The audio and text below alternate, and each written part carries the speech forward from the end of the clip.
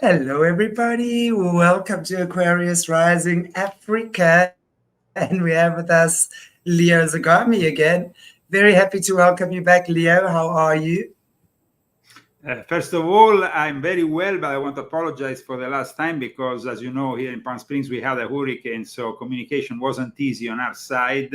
So I guess we missed one of our shows that we had arranged. But I think we will recover today, as I know you have a lot of questions already from different viewers, especially on my latest book, Volume 9 of my Confessions, which is actually going very well. It's a very successful book, also because, like I said in the previous episode, we talked about the fact that this book can be read on its own without really reading the others. So a lot of people are receiving this message and are purchasing this book, which is built in this 7 steps kind of imaginary ladder that today we will continue to take.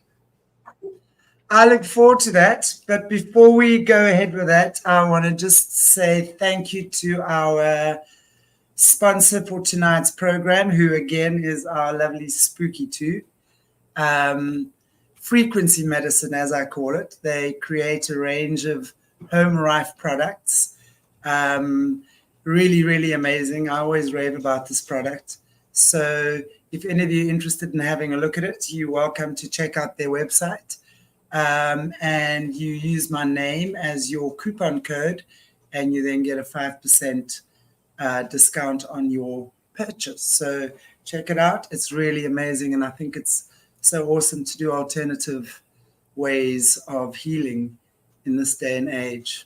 So this is definitely a product I trust. Absolutely. I mean, I agree. Electromagnetic frequencies can be of great help, and done in this way with some machinery that can vehicle these frequencies is something that I've tried in the past, and I can say it's really helpful. It is. It's amazing. It really is. But Leo, before we get on to our talk and just continuing with your book, I want to maybe just cover the questions. And these actually come from Lyra, who has been a guest on the show quite a few times in the past. So the one is, why does Russia honor Anderson Constitution? Why does Russia accept the Anderson Constitution? So now, the important thing that people need to understand is that Freemasons, wherever they are located in the world, have this as one of their landmarks. So basically, you can't really go out of the Anderson Constitution. For a Freemason worldwide, they always have the same rules. So it's of course constitutions intended not as the constitution of a state, because then Freemasons have to obey to the laws of their state, to the constitution of their state. So no matter what, but usually if you follow correctly the Anderson constitutions, there is no way you can disrespect your own constitution, because they don't demand anything illegal against your own state. If that happens, it's because, of course, there is irregular forms of Freemasonry that don't really respect the Anderson Constitution.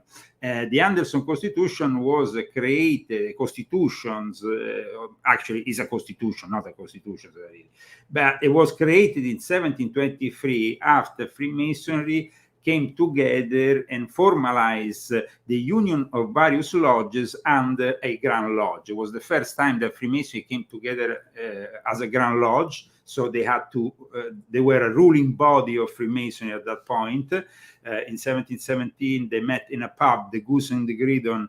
Several lodges created this first Grand Lodge. But then immediately after, there was a schism between two forms of Freemasonry in England that will come back together only in 1813. Two forms of Freemasonry that fought against each other, and one ended up prevailing on the other regarding their political interest, which was in putting back to the throne a Catholic monarch. The other one was, of course, supporting what we know today as the Windsors. So but in reality, they were called the Ancient and the Moderns, and they were also promoting different styles of Freemasonry. One was a bit more continental in their approach, and they had several degrees, and more than what the ancient has. And the ancients were actually, despite of what this wording might be confusing, they were actually the more modern ones. So in the end, in 1813, though, the royal house of England with the Duke of Sussex ended up unifying these two competing forms of Freemasonry. And from that moment onwards, they also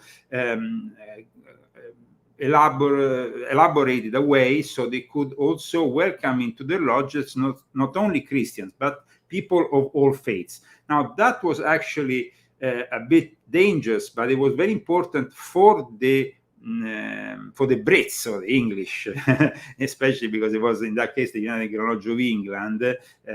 It was important for one reason, because they were starting to have a big empire with people from several faiths, and they wanted to still initiate them to Freemasonry, even despite of their religious belief. You see, Freemasonry was actually born initially in a Christian environment. And so it was actually considered a Christian fraternity.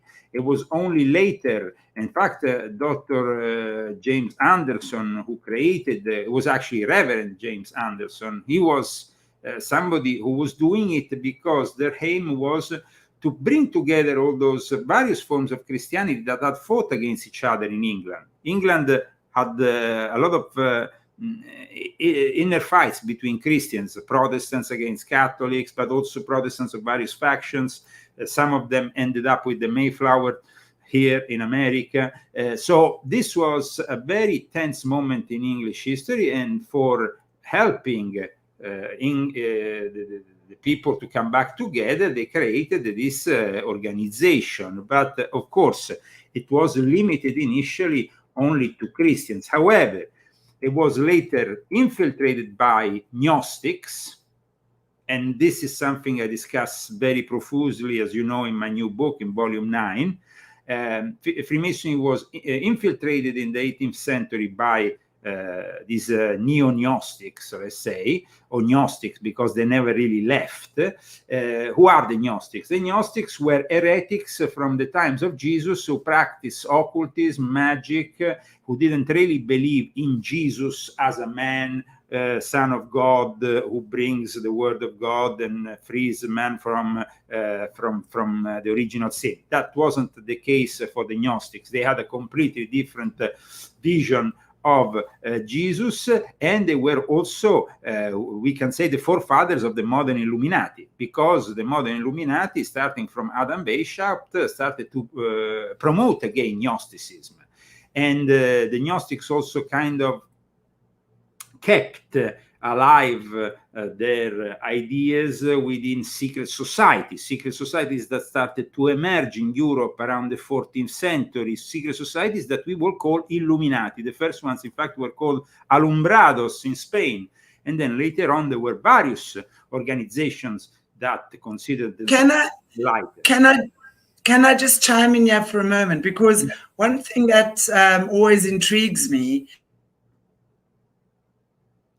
legs of these different. Sorry, can you hear me? Yeah, for a moment you interrupted. I guess the connection interrupted for a second. So if you can repeat the question. Okay, sorry about that. Oh gosh, probably my internet. No worries. We know that in South Africa you have a lot of problems with electricity and stuff. So no worries. Still trying to get sorted with all my internet stuff here, so it's probably from my side. No. But what I'm interested to know, that I'm always fascinated by, is why have they started so many different secret societies? Because at the end of the day, they really all believe in the same thing. It's just one big brotherhood that has kind of got many different octopus tentacles and legs, the way I see it. So what would be the purpose of that? I mean, was it a deliberate thing that they would split off and really create, I would say, confusion in that way? Yes, I guess that up until 1782... Or was it really people... Yes, up until 1782, when there was this big reunion of Freemasons from all over Europe in Wilhelmsbad in Germany, let's say that the Illuminati surfaced in various mystery schools, and like I said, connected to the old Gnostic ideas. But when it comes to the order of the Illuminati of Adam Weishaupt, it was his intention, once he started to be persecuted in the 1780s, which and was a persecution that was instigated by the royal houses all over Europe. So they were going after this order of the Illuminati. At that point, Weishaupt simply said, it's very easy for us. We simply re-emerge with a variety of names, confuse the enemy, and of course also start getting involved in a number of topics. For example, in Italy, they will help the emergence of the Carbonari, that will help the unification of Italy, but it was vehemently anti-Christian. There was other groups. Bonarotti created the Sublime Perfect Masters, which was also another important secret society, and he was a member originally of the Illuminati. And many others did the same thing. They also created in Germany a group. Actually, originally the group was created in Prague, but then it kind of spread also all over Germany. These groups that they started to emerge had a variety of names. They exist still of them today. They also inspired other groups on this side of the world. Here in California, the Bohemian Club, for example, with the owl.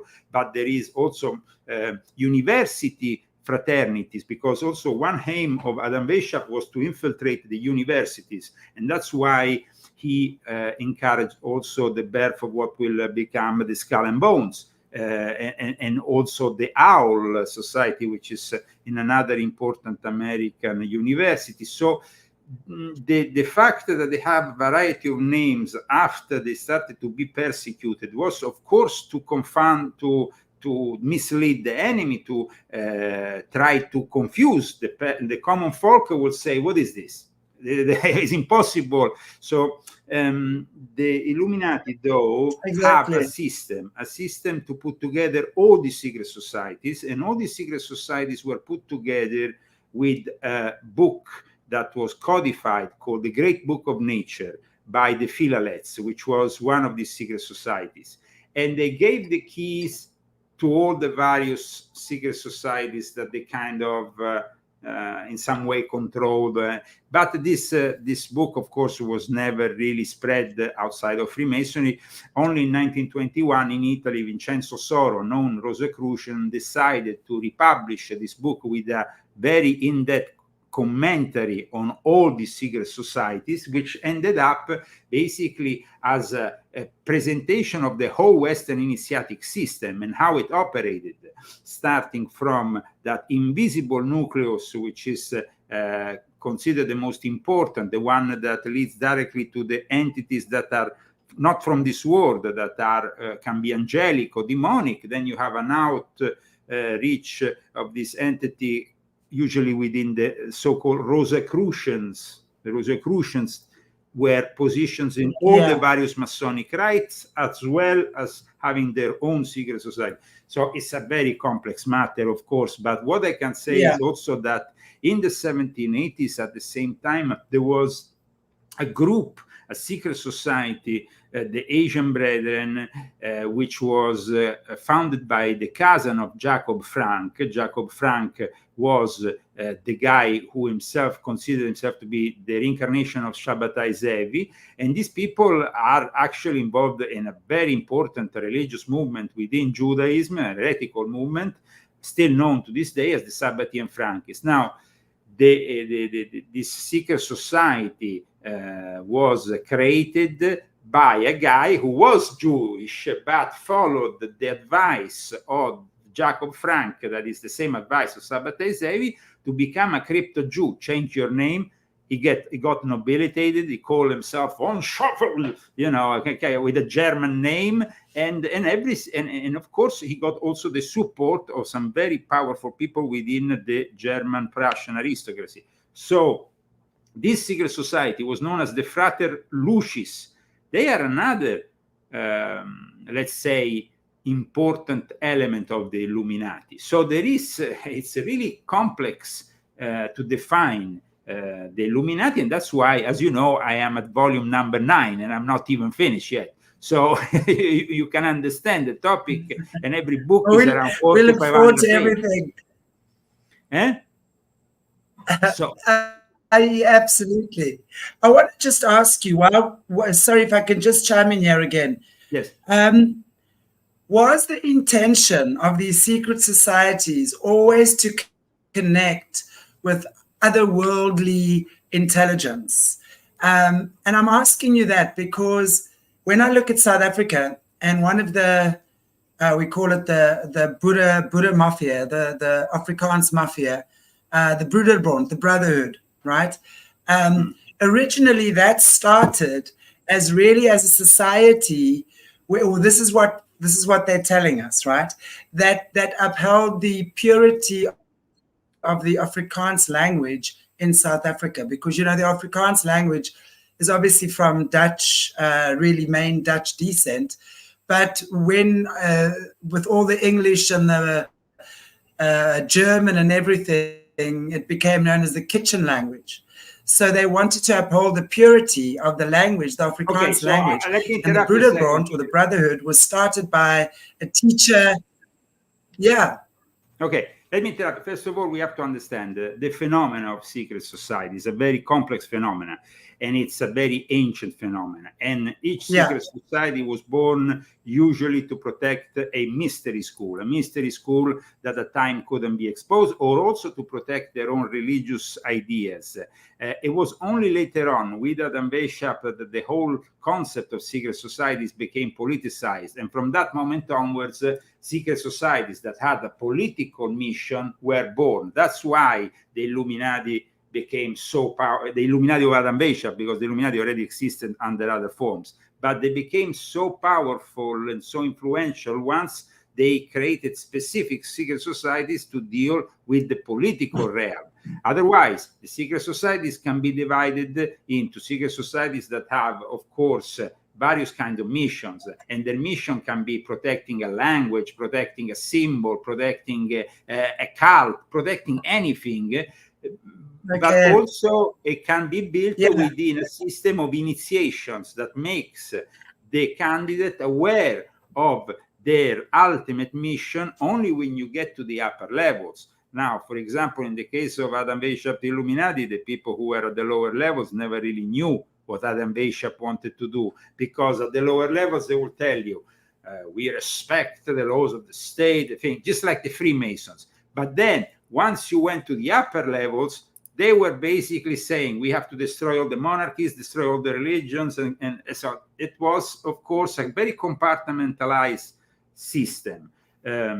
I hope that this is a clear answer for you. When it comes though to South Africa, you remember you have Cecil John Rhodes. And Cecil John Rhodes was the guy who picked up the concept, as I explained in volume 8, picks up the concept of a secret society like the Illuminati and expands it, creating the concept of the think tanks. Because of Cecil John Rhodes, we now have the concept of think tanks. What does it mean? It means that no longer you have people wearing silly aprons and regalia and rituals of any kind. He understood what the aim of the Illuminati was, and he wanted to make it very simple. Okay, we create basically think tanks in which people, businessmen, influential people meet together in a very exclusive way, elitarian way, and decide maybe on geopolitical matters or other kind of matters. But the think tanks are also much more open. At times we know the names of the members, and it's a concept that was, like I said, born out of South Africa, because of course Cecil Rhodes is a very, very key, important figure in the development of everything that the Rothschilds and company worked out. We know, for example, also the involvement that the Rothschilds had with both the Asian brethren, which I nominated earlier, Jacob Frank, the whole Sabbatean Frankism. You have to understand that Sabbatean Frankism is a very dangerous heresy that infiltrated Judaism and gradually has also led astray a number of Jews that today follow what is the more progressive side of Judaism, labor Zionism, and all that rubbish. So that's, I think, a clear answer for you. Yeah, it absolutely is. It's very interesting because, as I was saying about the Broederbond and you were talking, it's very clear to me that it began with that as a cover, because when you look at all our apartheid presidents after that, they were all very, very strongly involved with that, right? I mean, the African National Congress guys are all linked to different ones, but the white Broederbonders, as we always call them, were linked to that, which seemingly started in a very innocent way. But of course, we know now, and especially when we're looking at Cecil John Rhodes, right, who was the original, and I'm going to say the colonizer, because he really was the colonizer. He's the face of colonization in South Africa, that's for sure. And to complete what we're saying regarding secret society, like I said earlier, it is a very old phenomenon that predates, of course, the more modern creation in the Western world. And in Africa, they have secret societies that exist for hundreds, if not thousands of years. We find in Nigeria a number of secret societies connected also to animism. We have also the confraternities of Nigeria and the universities. In South Africa, we have the Afrikaner Bond, we have the Afrikaner Brotherhood Bond. These are two different groups that operate in South Africa. And in South Africa, basically, the brother bond is something, is for the advancement of the Afrikaner people. But like I said, each secret society can have their own mission, but at the end, they can also follow all together the same scope, the same achievement they want to realize in the end. In this case, a new world order, a one world government, a one world religion. There might be secret societies that have fought that and have lost. And I am myself a testimony of that within Freemasonry when I created in 1999 the Ordo Illuminatorum Universalis, and then we reawakened in Italy in 2012 also the Ordo Illuminatorum Universalis, bringing it away from Monaco, which was the original headquarters, reawakening it in Rome, and then we reawakened the rite of strict temple observance to bring back Christian Freemasonry within a world of Freemasonry that is being more and more focused on occult, on Satanism, on also atheism, because also there is French, or let's say continental Freemasonry, which is also very atheist. So I wanted to do something to fight the secret societies within the world of the secret societies. It wasn't successful. I was forced in the end to leave Italy, but the attempt was made. So, and I can understand that a lot of people will be confused by the fact that how you want to use a secret society to fight secret society. Well, I mean, that's the only way you can do it, especially if you want to speak a language that is understood within the lodges of Freemasonry. We got accepted as a lodge that was working within a federation, a regular federation, so we could then convince people to re-embrace a Christian form of Freemasonry. But like I said, it wasn't possible. So this is something I was a witness myself.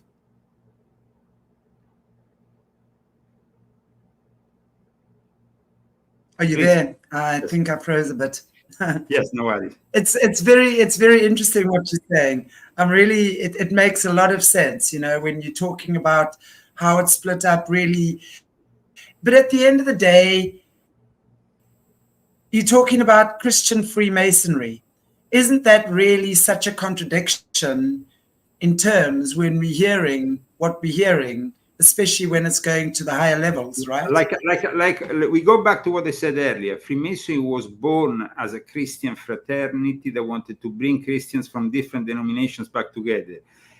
Within the period in which it was constituted as a Grand Lodge in 1717, to the period in which then they formulated the Constitution, and then there was the first schism with these two factions and all the rest. there was an infiltration of the Gnostic and neo-Gnostic currents that led eventually, because from Gnosticism you go to atheism.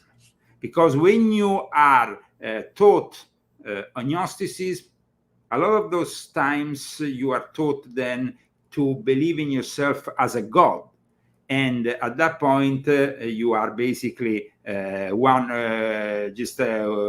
step away from totally either losing it and believing you are a god, or either just simply not accepting God in any way, sense or form, and so being an atheist. So when, for example, I remember many years ago, I studied a book by Gastone Ventura, who was a very high representative of the Egyptian rites and of Martinism, known as Aldebaran. He wrote one of the most important books on the rites of Memphis and Mizraim. There is a chapter which actually specifically says from the Gnostic churches to atheism, because that's the whole thing. In the end, people who, like Garibaldi, who were profoundly Gnostic, Giuseppe Garibaldi, who unified Italy with his 1,000 men dressed in red, well, with red shirts, well, in any case, in the end, he was promoting something that was anti-Christian and ultimately atheist.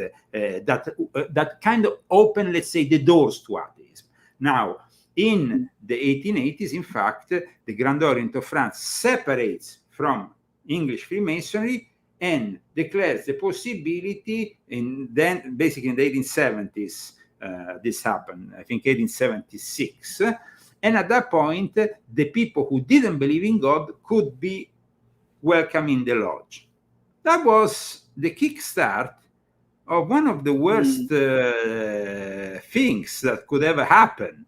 Now, why? Because then those Russian immigrants who were in those French lodges of the Grand Orient and also of the Grand Lodge de France that soon became their ally, well, amongst those people, there was also people like Vladimir Lenin, Trotsky, and that gave birth to the Russian Revolution, which in turn produced one of the most atheistic and satanic forms of society, which is the Soviet Union.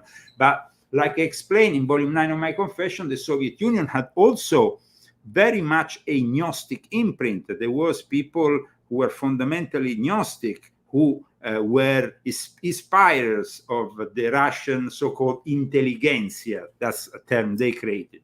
So this is what I mean.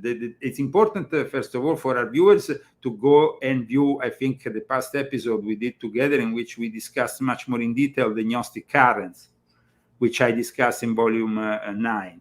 But also it's important to understand that this heresy eventually will produce people like Alistair Crowley, who believed with his Ecclesia Gnostica Cattolica that he was really God, and that man could be God. Deus est homo is the motto of the high degrees of the OTO. The OTO was taken over by Crowley. The law of Telema was presented to the world after he received it in 1904 in Cairo, Egypt. But that was the product of a magical ritual which he did to cut through all this realm of secret society to arrive right to the center and communicate with those invisible beings.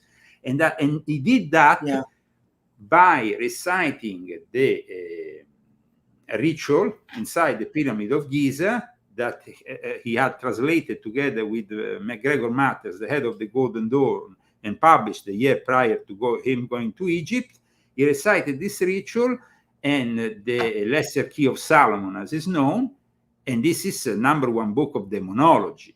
And once he recited this ritual, his wife got possessed, and then she transmitted to him the fact that this entity, which then, this entity is presented in various ways by the so-called Thelemites, the followers of Crowley. But ultimately, this entity was Lucifer. So Lucifer connected and then transmitted what is known now as the Book of the Law, which in turn Crowley thought this is important because I can then use this as the start of my own religion based on the will, do what thou wilt should be the whole of the law, which is actually something that he picked up from Rabelais, and do what thou wilt should be the whole of the law. Basically, do what you want should be the whole of the law. And it's, of course, very complex to explain all the implications of this motto, of this thing. But when you go and study the Book of the Law, you see that this is the most blasphemous book ever written, and that it was profoundly insulting for people of all faiths, and that he wanted to basically make tabula rasa, so destroy all the faiths that preceded the arrival of his religious revelation of Telema. So not only Christianity, but also Muhammad and Islam, everything, Judaism, everything will have to, he implied that these religions were old, and that he was about to announce the arrival of a Messiah figure. But this Messiah figure is not really the Messiah, is the Antichrist. Is the Antichrist, and he himself knew it, and he himself said it would be the Antichrist because it would be anti-Christian in nature. Now, it will not be him. He himself said he will not be him. He is only a messenger, meaning a prophet of this new religion, but not the ultimate figure that will transform the planet. That is the Antichrist. And the Antichrist figure that was already envisioned in that ambience in which Crowley was very popular was, of course, an ambience of theosophists. Because if Alistair Crowley became Alistair Crowley, he became Alistair Crowley because he had the support of theosophy. He had the possibility of spreading his telema thanks to theosophy, not only through the OTO. The OTO was really an order that was only born in 1903-04 by Austrian German people, Karl Kerner, Theodor Reuss, Franz Altmann. They were all part of theosophy. They decided to have this Masonic academia, but for the first time they wanted something that included sexual magic.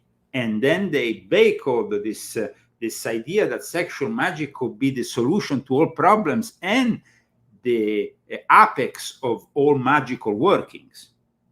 So we have, of course, telema, which is the will, but the love also, and everything that goes with it is, of course, stuff that we can say comes from a tantric tradition.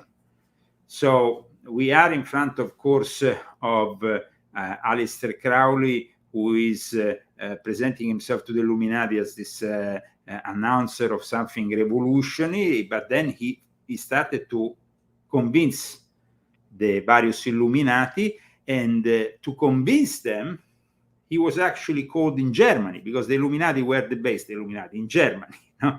So in 1925, after his crazy experience in Cefalù, where he was kicked out by Benito Mussolini in 1924, this was an abbey, his own monastery, abbey, monastery, whatever, Abbey of Telema that he created in Sicily.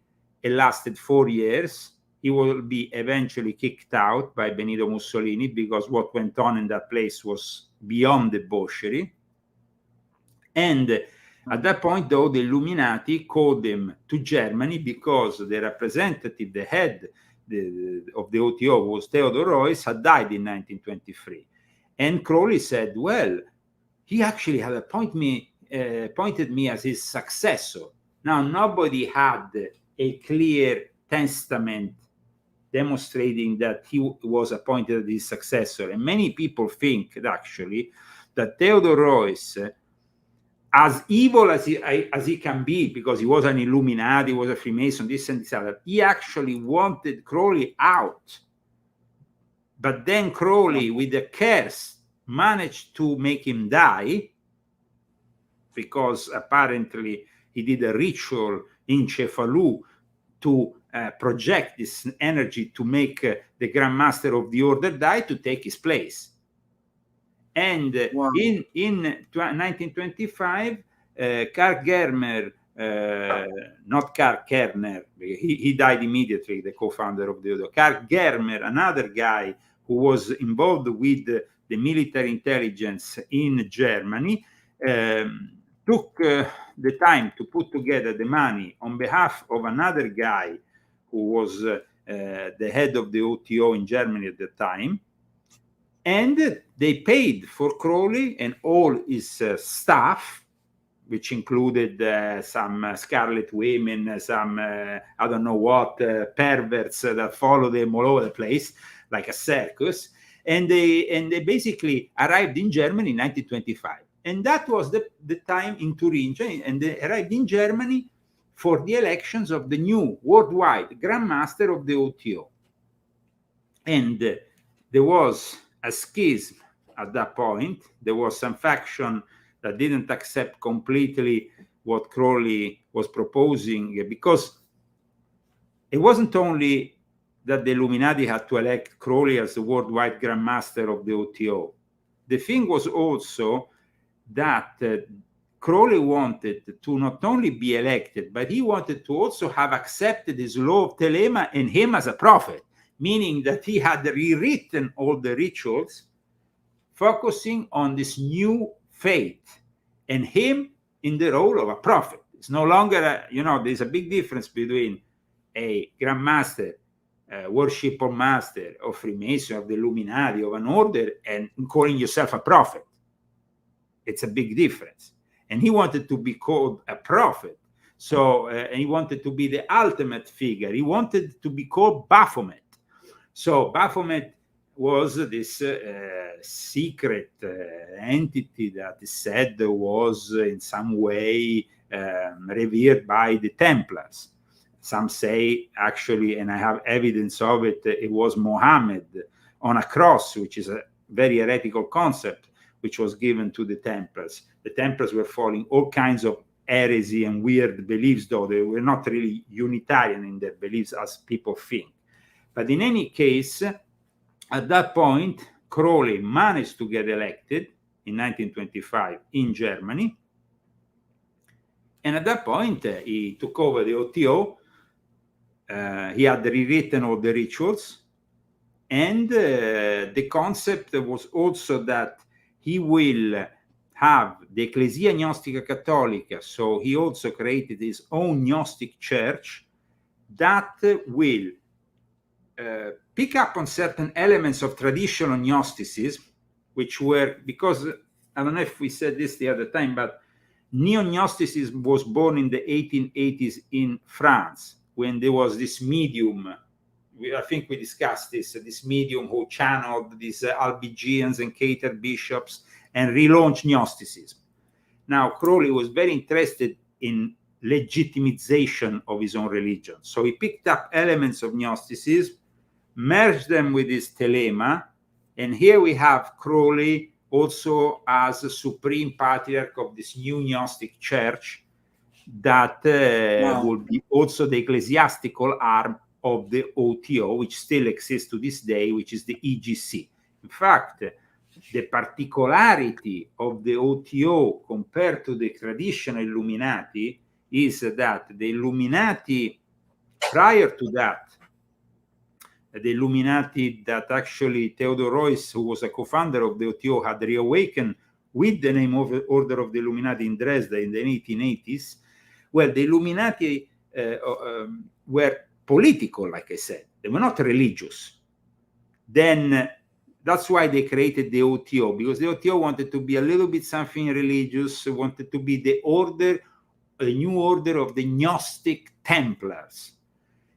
With Alistair Crowley became, like I said, the order of Thelema, and basically at this time we are seeing in the shops of the books of Alistair Crowley with the great success promoted and all that. But behind all that, there is the OTO, and the OTO also was divided in various groups at one point through various schisms. But in the end, there was the American faction known as the Caliphate that took control of everything, including the copyright of Alistair Crowley, with the backing of the American military intelligence and the CIA. So it was, of course, a lot going on. Here we are trying to answer all the questions without getting lost in this. It's very. I'm loving it. I'm loving it. I'm going to just take a 2-minute ad break here. Yes. And we'll be right back. So let's just take an ad break for a sec.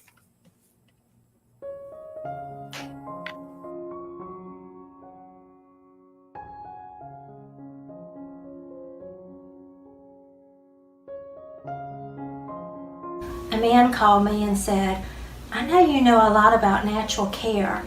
My cat is in a really bad way with a kidney infection, and the vet says there's no hope for it, and it's really young, and it's the family pet. Do you have any suggestions? So I said, oh yes, I have Rife therapy. They didn't understand, but they wanted to save their pet, and so they came. And the first time, I only did the wrist laser and held it to its belly and held it for about an hour. The cat was really agitated. So we said, okay, I think the cat's done. And that night, the lady said that the cat had wrestled all night. She just figured the cat was just saying it was ready to pass because it had not peed in 2 weeks. And what did come out was only blood. It was in such severe pain, it usually jumped from the floor to the counter to go to the sink to get water. But at this point, it could no longer jump up. And so it was in a bad way. So the family gathered around and all their children, and they told the cat goodbye. And the mom, they just couldn't stand to see it suffer anymore. So they went to the vet, paid the vet, and while they were waiting on the vet, it peed for the first time in 2 weeks. A big puddle. So she's like, oh, excuse me, could I have my money back? I think my cat's telling me it's not time yet. And maybe this therapy might work. So she called me and she said, I want another treatment. Can we come again? So about 3 or 4 days later, they came back. And that time I did plasma and the cold laser. And then about a week later, we did plasma and cold laser. And I offered it to her again, but she said, no, we're good. That was 2 years ago, and she still says, we gave her hope and there's nothing wrong with her cat. How powerful the treatment is.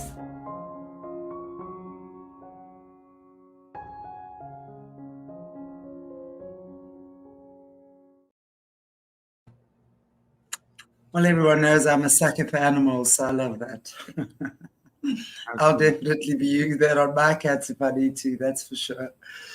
Anyway, but Leah, this is so interesting. Wow, it's amazing. And really, I've often wondered about the beginnings in terms of the intentions, rather. So what you're saying to me was it actually started off being with a good intention, actually, but was infiltrated and literally taken over. I would say this, that the Illuminati per se never really had a good intention. If we intend as Illuminati and their forefathers, the Gnostics, because their intention was from the time of Jesus to create problems, to create confusion, to destroy and mine the basis of the Christian faith. Before that, they had infiltrated the Judaism.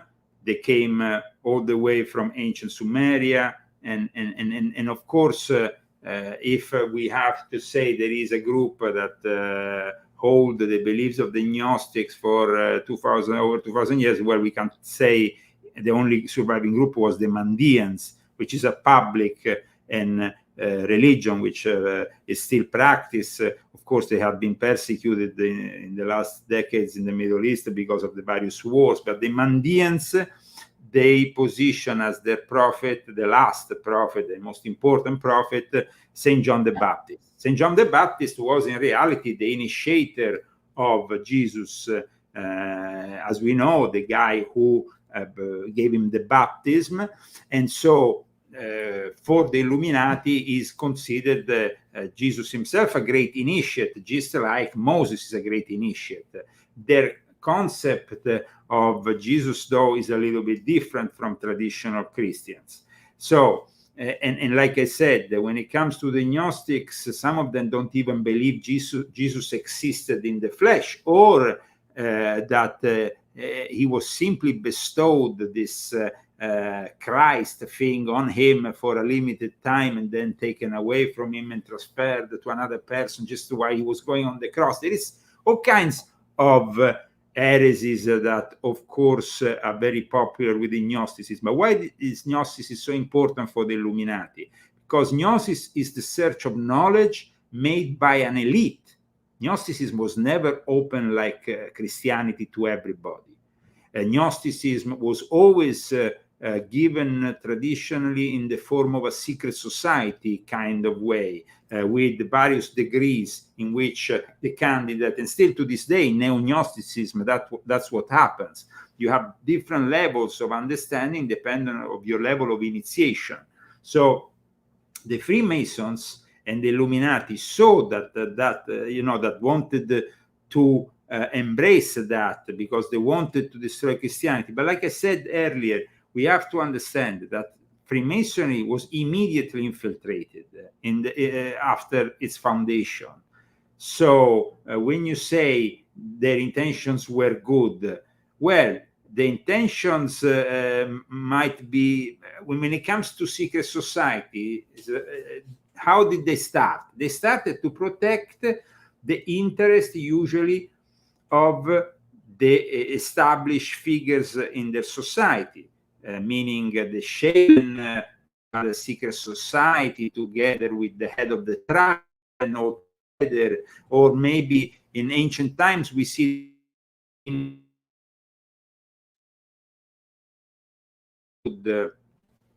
a certain like the one of Osiris. The fact Moses was initiated, it was because he adopted. And that's how it is explained also in the Bible. He was adopted by this family of, and that's how also he learns a lot of things. So we know that, for example, Akhenaton, some say was Moses, or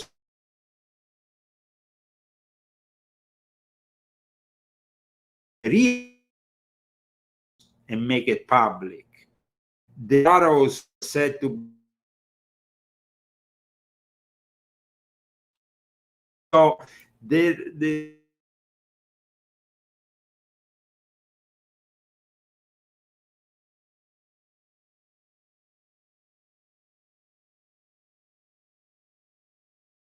action problems.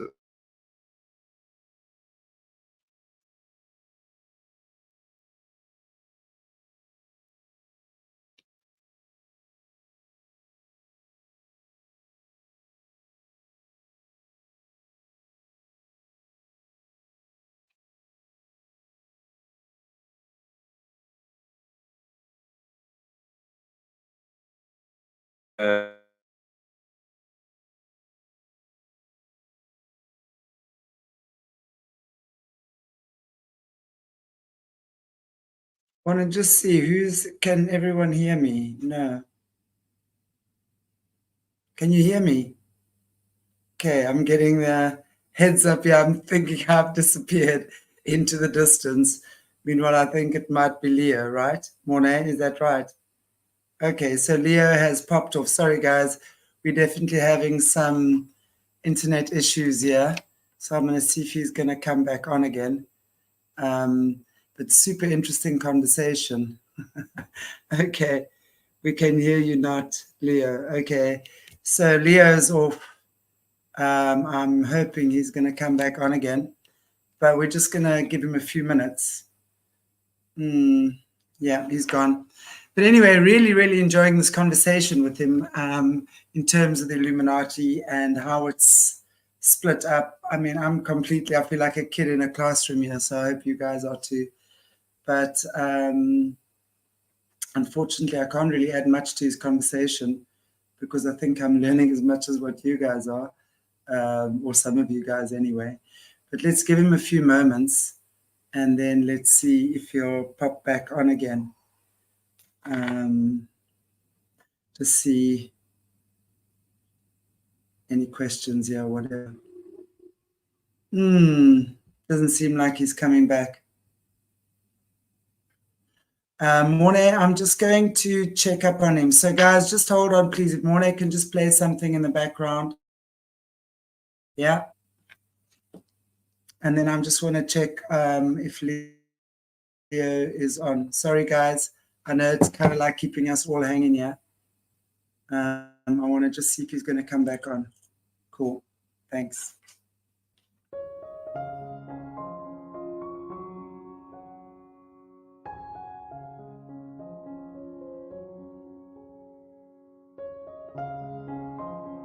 A man called me and said, I know you know a lot about natural care.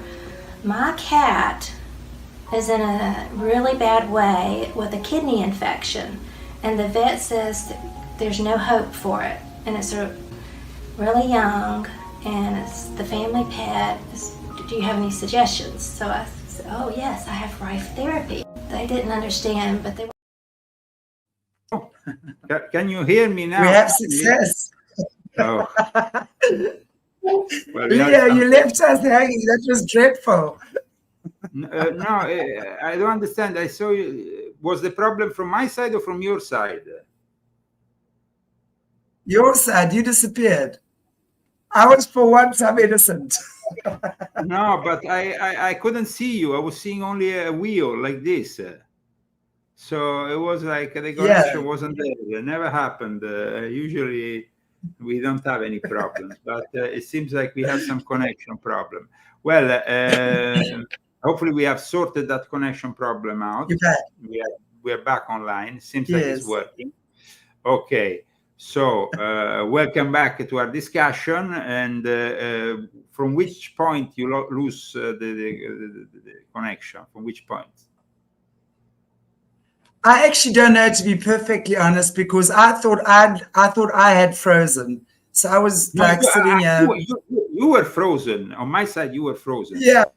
But then I couldn't see even myself anymore. I guess that maybe I don't know. Okay, let's look here, and I want to just maybe take a few questions here because there's a few interesting questions that have come up, Leo. Yes. Someone is asking Barbara and Betty. Alistair, sorry about Barbara. Barbara who? I want to just see. There's some questions here. Alistair, just Barbara. Betty White. Is Alistair the father of Betty White, Alistair Crowley? And I'm assuming that's the actress Betty White, right? Do you know anything about that? No, I have no idea, no information. Okay. It's just it's interesting just to see. Yeah, no, there is some speculations. There was that he was the father of Barbara Bush. Now, there was in reality a very close friendship. Yes, with Barbara Bush, that he was the father of Barbara Bush. In reality, there was some connections with the family of Barbara Bush and Alistair Crowley. And so it's not such a far-fetched hypothesis. However, I heard about this many years ago within the OTO. Some people were giving credibility to this. And we know that Barbara Bush liked very much Ozzy Osbourne and when he used to sing Mr. Crowley. So I don't know. I mean, there is this possibility, that's for sure. Wow, very interesting. Anyway, so we have another question here from Lyra, which I know we kind of get on in time, so I won't keep you too much longer. Your conversation's always so interesting. Why did Rome house and feed thousands of Russian immigrants for many months in decent hotels from 1989 to 1990? Okay, that was a period in which, you know, the Soviet Union was falling, and there might have been also some confusion here from the person who has made this question, because a lot of those immigrants were actually Romanian, probably. Romanian refugees in particular flooded Italy, just as they're flooding today from Africa. Of course, there is a very big difference from the so-called refugees of today and the ones of 1989, 1990, because those people were really fleeing evil. They had, it was the end basically of the Soviet Union. They had been under dictatorship. I mean, it was reasonable to also protect those people who were trying to find a better life. Today, this is not the case. Only yesterday, 7,000 immigrants arrived in the little island of Lampedusa in Sicily, an island which is inhabited by only 6,000 people. And chaos is arising in Italy because in Africa, now Northern Africa, we had both the earthquake in Morocco. We had at the same time also Libya with the floods. And it seems like 7,000 people in one day arriving in Italy is never happened before. And I hope it never happens again. But you have to understand that the worst day for immigration here in America at the border with Mexico was 6,000. Italy was 7,000. Italy is a small country compared to the United States of America. We can take that. And at the same time, Germany and France, which of course are controlled by the Illuminati and the usual suspects, have closed their borders down. So now Italy is left there in a situation which is very uncomfortable. Now, the only solution is military solution, is to block, naval block of all entries. You can't be considering taking all these people because either Europe stays Europe or otherwise people can just flee Africa and come to Europe, but then that's it. It's the end of Europe. So I'm very much in favor of a military naval blockade. But that's not going to happen at the moment because the European Union is operating for a plan called the Kalergi Plan that wants to racially replace Europeans, which are native of those countries for thousands of years, on the contrary of other countries. Let's specify this because this touches me very personally. When you come to America, this is a country made of immigrants, different people. There was slavery. Europe is not the case. That's not the case. We didn't have slavery in Italy since the time of ancient Rome. So it's incredible that we can have this invasion that will destroy the Judeo-Christian culture in favor of what? Now, we said that the Africans have secret societies spread all over Africa, secret societies which even practice cannibalism in Sierra Leone. In other countries, they practice voodoo. In other countries, they practice witchcraft of various kinds. There is very evil secret societies in Africa. And that's a problem that needs to be dealt with. Unfortunately. Isn't it all over there? You know, really, I mean, when we're looking at cannibalism, we just got to look at what's happening with the Luciferians, right? There's cannibalism right there, and it's disguised. You know, I think with a lot of the African tribes, I think I would not like to compare a prison in Rwanda where people eat themselves with Europe or with the Western world. No, I understand that. What I'm saying is, you know, when we're looking at different or cultures, I'm not, you know, they're eating people. So, you know, whether it's done. I think that in the year 2023, we have made some evolutionary steps, so we don't really eat ourselves. I mean, I hope to think of that, but I mean, maybe, you know, I'm too much of a hopeful, but we are in the year 2023, so I think that people need to evolve. Everything we're hearing. Oh, I agree. But what I'm saying is everything we're hearing, when we're looking at the kids and Satanism, fire sick and all of that, that type of thing is alive and well in the rest of the world as well. It's just disguised a lot better. And yes, I agree. And it's interesting to.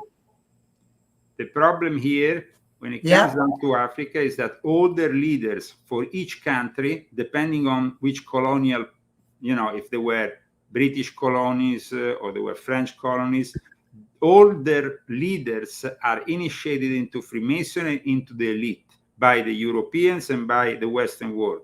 Those people become a bunch of crooks that keep their countries in poverty and that don't have my respect. That's why, for me, Africa is a place that has no respect for me, because in the evolutionary world, in the evolutionary steps they have taken, what is the evolutionary steps? Basically, their elite keeps on striving and keeps on making deals which are basically jeopardizing their own people, no respect for the majority of their own people.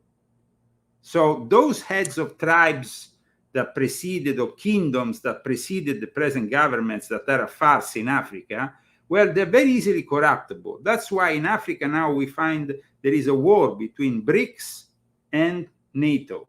And this war between BRICS and NATO, which means China and Russia against America, basically, well, it's and France, because France also continues to have a lot of interest in Africa, too many interest in Africa. So let's not forget that there is this problem here, and it's a big problem. So, I mean, we need to be acquainted with all these things. I mean, I was a guest of the Boutros Boutros-Ghali family in Egypt when Boutros Boutros-Ghali just was the head of the Secretary General of the United Nations, had been head of the United Nations, and I saw how things work out there with the elite, how the elite is treated, and how the most people are instead put in poverty by that elite. Well, I don't think that the solution is communism, of course, but some people will think it might be communism. That's why in Africa there has been countries in which the perverse ideology of communism has spread, and including well, South of course, Africa. I mean, coming into Africa since forever. You know, I mean, we're going back many, many years. Russia, especially, has been coming in here over many decades now. That I mean, that's common knowledge here. But you know, I hear what you're saying, but I'm still going to protect my continent, because I'm going to say it's fine not to have respect for Africans, but at the same time, let's never forget who the colonizers are. I would say that let me finish. It's let's never forget who the colonizers are, and let's never forget who the corruptors are. You know, we must also understand when we're looking at Africa, Chantal, we're looking at a completely different type. The problem with Africa is not a problem with Africa only. This problem reflects also in the Middle East, because the Arabs have the same kind of mentality. You only need to corrupt their elite and you are fine, because the rest of the people they don't have any constitution, any rights, anything. So the fact that still in the year 2023 the people of Africa accept those compromises because they accept corruption as a way of life, well, that ruins the whole continent. I'm sorry to say that. It ruins not only Africa, but it ruins South America. South America, same thing. Same thing. But to understand, to be able to understand that, you have to understand the mentality of the African person. It's very, very different to that of the European, which is why it was very easy for Europe to colonize Africa, because Africa doesn't have the same way of being as the colonizers do. So the African person is the person that belongs to the land. So the African person is the one that says, the land does not belong to me, I belong to the land. So that has been corrupted systematically over time. And when you look at the African people, they have a great respect for their elders. That is absolutely indoctrinated into the culture. Chantal, we are in front of an epochal problem. There is about 100 million people that in the next 10 years will try to flood Europe and ruin the Western world. We can't accept that. It can't be accepted. So we can't compromise and say, oh, but poor people, they have been misled by the colonizers. This is all part of the establishment. So we know the establishment is corrupt in Europe. We know the establishment is corrupt in America. We know the establishment is basically corrupt all over the world. But the problem is what's happening in Africa is also because the Africans have not been able to emancipate themselves from these constrictions. So at the moment... But they've only had freedom for 30 years. The African people before this was under the hectic rule of apartheid and colonizers. You know, the only country in Africa that was never colonized.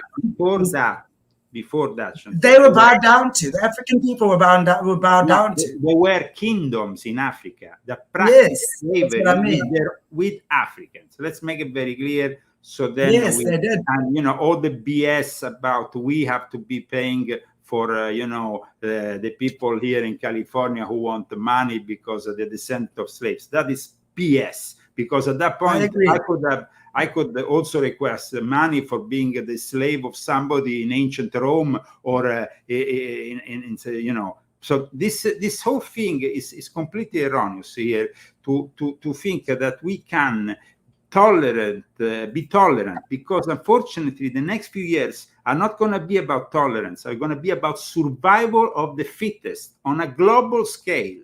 And unfortunately, we're going to see movements of millions of people that for hunger and for corruption reasons are leaving Africa. They are not staying there. They want to leave.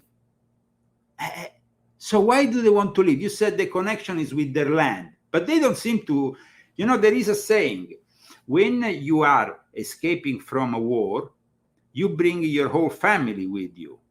When you are invading a country, you go only with men.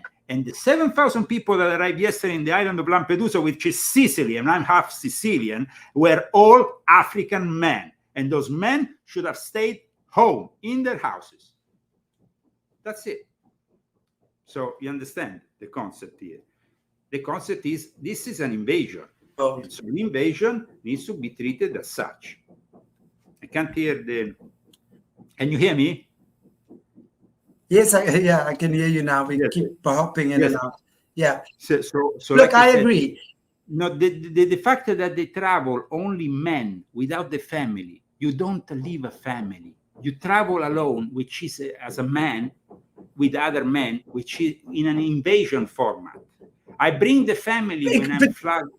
When I came here to America, because I had to flee Italy for religious and political persecution, I brought my family. If I was coming here alone as a man with other 7,000 men, there would be something weird in the air. That's not basically something normal. That's an invasion. I agree, because then it just, and I think it wasn't, I was seeing something like that a couple of days ago, and I really can't be sure, but there was just men, but they were not African men. They looked like more sort of dark-skinned, sort of Arab type features. Also, just walking in, just coming to other countries. I'm not sure which one. Oh gosh, there he goes again. But anyway, what I was saying was there's a lot coming in. There's a lot of just men. So it makes me wonder what the agenda is, because someone is telling just men to come, right? Someone is telling them not to bring their wives and kids or whatever it is. So it does definitely seem to me like there's some sort of an invasion or something that is going on with all these guys entering strange countries. Okay, here's Leo again. Maybe. Well, I was just okay, we can hear, no worries. That's your internet. Yes, my internet. Screw internet today. But the topics we're discussing very fascinating, and I think that people will understand, though, that when a guy like John Kerry, who is one of the heads of the Skull and Bones, is talking about 100 million people arriving into the Western world from Africa because of the crisis there, you have to understand that the crisis is being created by these people in the first place. We have seen it with what happened in Niger lately with the coup that was there. We see it in other countries where they basically change the head of state and with the coup d'etat every 2 days. So I think that, of course, if we reason in that way, we can say the responsibility is of the West. But the problem is that we are not the ones who are ruling the West. It's the elite that is ruling the West. Isn't that the case, Chantal? Yeah, totally.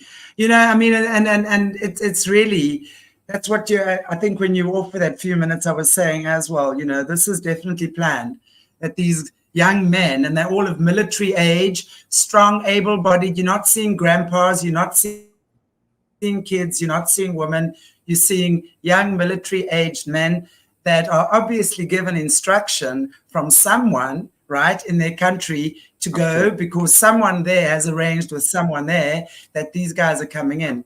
And no doubt there'll be training and, as you say, creating some sort of space for invasion. Also, and it's true. You know, it doesn't matter where in the world we look. Yeah. Also regarding, because of course we discussed Africa, but we can discuss also South and Central America. Their will to move this large number of people is because they want to also change the political landscape. They know that, for example, somebody who lives in Europe for thousands of years and is basically indigenous to that place is a conservative. You can't change the mindset of an Hungarian. In fact, Viktor Orban has closed down the frontiers and said to the rest of European Union to screw off, because that's how it is. He wants to keep Hungary Hungarian. Now, if the rest of the Western world doesn't understand that, this is a change. Why? They want to let thousands of people in through Mexico because they want to change the political landscape. They want to transform Texas in a democratic shithole, just like other shitholes here in the United States of America. They want to change the political landscape. They want to change also the cultural DNA of these places. When you arrive from Africa, from South America, from Central America, from these third world countries, and the Democrats, the left-wingers tell you, yes, come here, then you will, of course, vote for them. And then you go into their schools and you are educated by the universities of today that are in the hands of these monsters. And you can send basically a conservative youngster to a university here in America, and he will come out a liberal, a progressive idiot, a libtard, an Antifa. So this is what they want to do. They want to change the landscape. And sorry, Chantal, that's not something I accept. No, I agree. If you're going to do stuff, be transparent about it. There's no transparency. Everything is happening behind the scenes. You know, at the end of the day, yes, we are all human beings on this planet and we should be treated equally. But it's never been done that way because there's always been some kind of power controllers in power that really calls the shots and really does the most insane, evil things to keep us submissive. Absolutely. And as long as, as long as we can be aware of what's going on, I'm loving, for example, the amount of information that's coming out regarding these fires, and the direct energy weapons and stuff. I mean, like with the Maui, Hawaii, just incredible that people are catching on. They're not shutting up. Oprah Winfrey is under so much fire right now from every angle. And so she should be, because she is one of the evils on this planet, I'm telling you. And again, I have a special little eye on Oprah because of her involvement in Africa as well. She's always where people are having hurricanes or kids or trafficking or doing something. And it's just amazing to see that people are actually waking up. I think However, I think one of the most sad places at the moment on the planet that really reflects this crossfire of interest is Haiti. Haiti, let's not forget, the island of Santo Domingo was the island that was first discovered by Christopher Columbus. It should have been a very different kind of place. In fact, half of it is, of course, Santo Domingo, and half of it instead is that, I'm sorry to call it that way, but that's how it is. It's a shithole. It's a hellish place. And it's a hellish place because these people, not only they continue to worship their demonic entities every day, thinking that will bring them to some kind of solution, and never brings them to any kind of solution. Because we have seen what happens when you indulge in voodoo. And that's what happens in Haiti. But then also the problem they had with the French. They kicked out the French. They became the first independent black state in the world.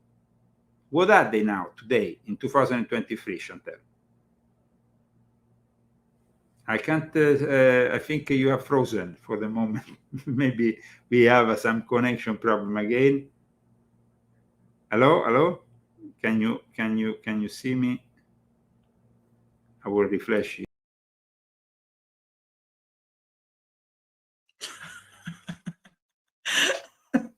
Okay. I was present for a while, apparently. I was too. Gosh, we're having fun. It's incredible. This episode really never had so many technical problems. They're not getting us down, Leo. They're not getting us down. We're gonna. We are survivors. Well, we might have maybe touched on things that they don't want us really to discuss. And that's maybe one of the reasons why we're having all these connection problems. But like I said, unfortunately, one of the worst results that Freemasonry and at the same time black magic has produced is actually Haiti. And I think that is pretty obvious to everybody. What is your idea on Haiti, Chantel? Yeah, I mean, what I know about that is absolutely from definitely with the Clintons and the Clinton Foundation. Yeah, and all that child trafficking going on there, and because the way I see that is, as long as that kind of evil is that small, right? Everyone is complicit. I'm sorry, everyone who's in power is complicit with stuff like that. So I believe that we definitely, and as you say, with the witch, a lot of the island, Africa, the tribal areas. There is a lot of witchcraft and black magic that exists. I will never deny that. I see it happening.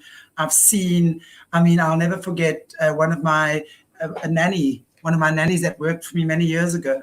She had twins, and overnight her twins died from black magic. Someone put black magic on her twins, and overnight they died in the most horrible way. So I know, it's not even coming from the upper echelon. It's people that actually exist and do it in that way.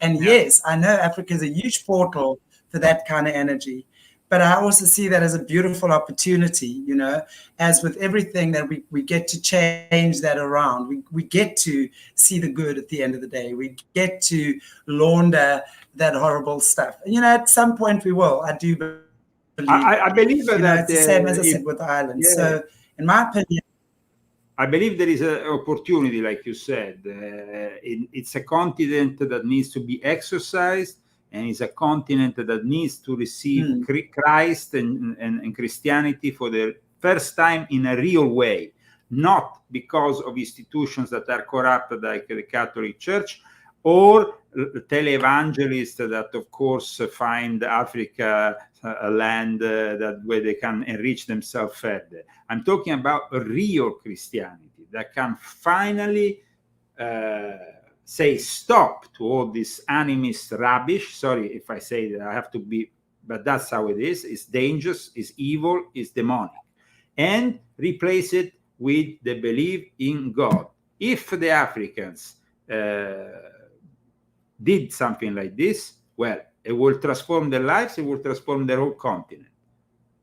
And I believe that the problem here is that the only alternative at the moment is Islam. That is a completely different kind of ball game, because this is a religion that went and conquered and slaughtered people and basically converted people by the sword, which is never the right way. So we don't have to convert people by force like Islam is doing, because after you have the monstrosities like Boko Haram arising. So there is also, there has to come from the will of the people to want to convert. And that is a cultural transformation of immense proportions that at the moment I don't see happening. I think that's my view. Isn't that exactly what Christianity did not too many years ago? Well, isn't that what Christianity was about not too many years ago? Let's look at the Christian Crusaders. Let's look at. No, sorry. If I go in Eritrea, if I go in Ethiopia, especially in Ethiopia, and I go there and I see the really ancient form of Christianity they have, which is the only one that, by the way, accepts the Book of Enoch in Ethiopia. Well, I have a lot of respect for those people. That form of Christianity is one of the oldest form of Christianity, and it wasn't by conversion by the sword. Real Christianity was. But can I also tell you something interesting about Ethiopia? They're the only country in Africa that was never colonized. How interesting is that? It was, and I know at one point by the Italians, but it wasn't a great colonization. It was a big failure. Well, yeah, the colonizers were scared because they accused the Ethiopians of being cannibals, and they didn't. The only reason why they didn't colonize them was because they didn't want to be eaten by them. So that's very interesting, right? But yeah. I want to just say, I have no problem with people following whatever their heart leads it. But I can tell you, and I'm going to end off by saying this because we are over time, but it's been a fantastic conversation. Christianity and the Christian missionaries have been in Africa since forever. And I'll tell you, in many places, it's done a lot more harm than what it's done good. Because you can never also, hang on. I know. You can never disregard. Chantel, they were not real Christians. They were, like I said before, representing institutions like the Catholic Church, the Anglican Church, whatever a televangelist in the more recent time. This is not real Christianity. They never have met real Christianity in those places. But also, you cannot come to and I want to just say this very clearly. As a white African, right, I have a lot of dealings with African people, right? And inside, I'm African. You cannot come to another continent and disrespect their belief system and tell them it's evil. Because although there are evil parts to it, absolutely, like everything else, there is a fantastic side to it, and there's a very dark side to it. Just like with Christianity, just like with everything. If we want to deal with people and make friends with each other, we have to begin to respect each other's cultures and work with each other from that cultural place. Because let's not forget that Christianity was born in that continent, if we want to see the Middle East as part of it also. So, I mean, it's a question that arises also from ancient Egypt. I mean, civilization has progressed, but certain civilizations have not progressed, and there is a reason why they have not progressed. If people are lining up to join us in Europe or in America, is because the civilization must have done something right.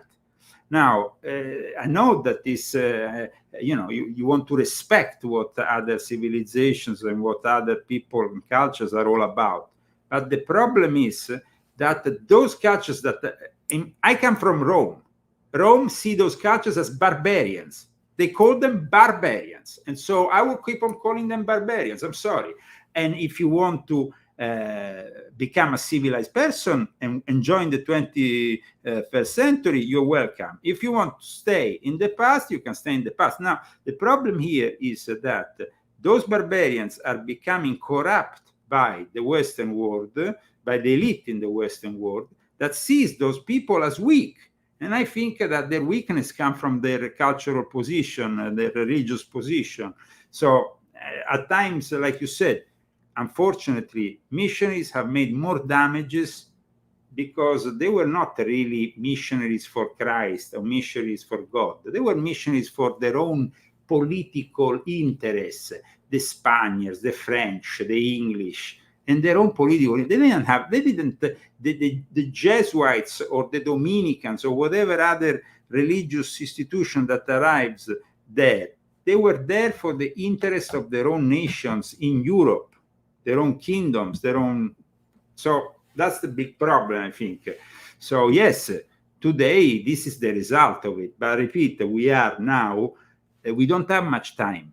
In 7 years, the whole world will be ruled by the AI. At that point, you can live in the middle of nowhere in Africa and be controlled by a satellite. So get it through your head. We don't have time for religious or cultural discussions about if your form of thing is better than mine. We have to fight an enemy, and the enemy is in front of us. It's cyber Satan, and that enemy will be the same enemy for me, but also for the simple guy who doesn't know anything about it. Now he needs to become aware, otherwise he will become a slave, and we will become slaves with him. That's the problem here.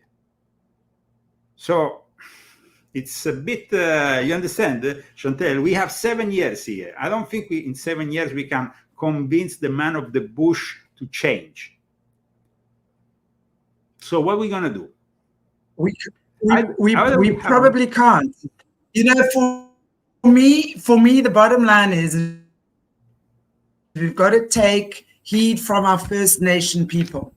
When we start living the way the First Nation people were living, and we start taking that like that way of being into a modern day world, then I believe that we will be fine. Because everything right now, as you say, you know, the only reason we can have a Satan, AI Satan, is because we've given our power away. Is because we've given our power away to the internet, to technology, to everything, which makes me think that the people in the rural areas are probably safer because they don't have that. You know what I'm saying? I was about to say that is definitely was the solution up until now. You are in a rural area in the middle of nowhere. You say, okay, I'm off the grid, I'm fine. But Chantel, unfortunately, you know that today, even if you live in the most rural area in Africa, some asshole is going to arrive there and say, I want your gold, I want your minerals, I have to build the green economy, I have to build whatever bullshit, and I will enslave you, your family, and everybody with it. So either they wake up to this, or either they will be enslaved. And unfortunately, when I see those children who are there in the mines in Africa because somebody has to build a mobile phone here in the Western world, well, I think that is profoundly wrong. I think it's profoundly wrong that the people in Silicon Valley make billions while there is people enslaved, little children in Africa, because they have to supply the material for making maybe the latest green car or whatever, electric car, all that bullshit. So this is a very unjust world at the moment, very unjust world, and unfortunately, Africa is seeing a lot of this injustice, and it's got to be turned around. Yes, absolutely. Anyway, on that note, we will. Yeah. Okay. Great, guys and girls. We've given. We've been on air for an hour and a half already, which has been fantastic. Yes. Always enjoy having these conversations. So, Leo, thank you. Pleasure to have you with me tonight. And we will see you, I think, in 2 weeks' time. I mean, we've got you on, I think, the last week, every Friday of the month. But we'll arrange that and keep you guys posted. And we will both try to have for another. Yes, and we will both try to have a better internet connection. I will make the most on my side to fix things, because today something definitely went wrong on my side, but hopefully on your side you can also fix things so we can have a better connection for our viewers next time. Thank you very much for tuning in and for having me on, Chantel. Thank you, Leo. Pleasure to have you. Okay, everybody, have a fantastic weekend. God bless you all. Take care of yourselves, and please like, share, subscribe. Just get this info out there. God bless you. We'll see you in a couple of days again. Cheers. Cheers.